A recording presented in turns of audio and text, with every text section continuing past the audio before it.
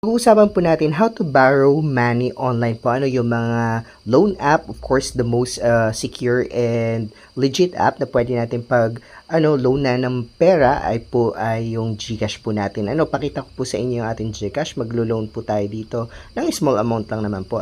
So makikita nyo po dito, ayan, biometrics lang po tayo for para makapag-login po tayo. Of course guys, makikita nyo dito, ang aking pong pera ay 527 pesos lang. So magbaborrow po tayo ng money or po tayo. Pwede na po tayong mag-borrow dito po. Pindutin natin yung nasa taas na yan. So click natin yon, and of course makikita natin dito yung mga pwede natin, pwede tayong mag-borrow ng loans. Syempre, kung pera pong ibaborrow natin, dito po tayo sa GLoan. So buksan po natin yung GLoan. Ayan, kung hindi pa po kayo, tawag dito, qualified sa kung paano ma-qualified sa GLoan, makikita nyo po yan sa ibang video natin dyan sa ating pong channel. So makikita nyo po, ang payable po siya in 6 months. Ayan po, So ang kanya pong percentage interest rate po ay 6.99 pesos. Yung processing fee po niya ay 3 pesos. Yung processing po na ito ay mababawas po ito once bago ninyo ma-receive yung inyo pong money.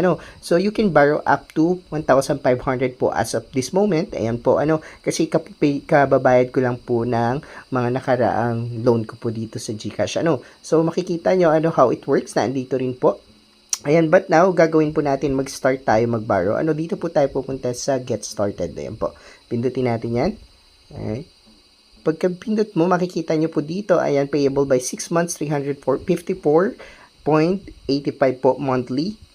Ayan po, so, select loan purposes po. Ayan po, lagay natin. Hanap tayo dito ng pwede.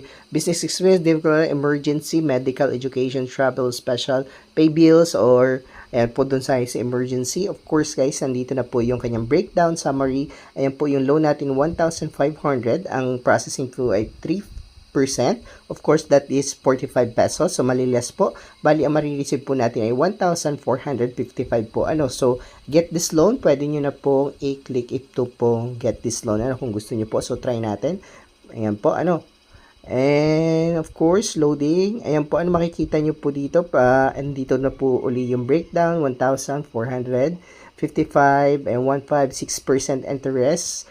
0.99 interest. Ayan po, of course, processing fee, duration 6 month, payment due date, ayan po, nandito kung kailan nyo po kinuha, July 6, ang next payment natin, of course, dito tayo ay bababa, pindutin natin yung agree, ayan, agree to Pius Financing, okay, agree natin yan, agree, pindutin nyo yung mga agree na yan, ayan po, basahin nyo rin po, para malaman nyo po kung po yung mga dapat ninyong matutunan dyan. So, pindutin natin yung continue and pindutin natin yung confirm. Ayan po, makikita nyo dyan. Pindutin natin yung confirm and ayan po, magpapadala po sila ng code. Siyempre, tatakluban po natin yung code kasi bawal po makita ng mga viewers.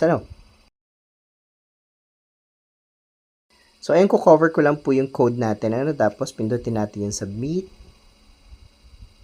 Ayan po. Then, okay po natin. Congrats, your loan application is successful.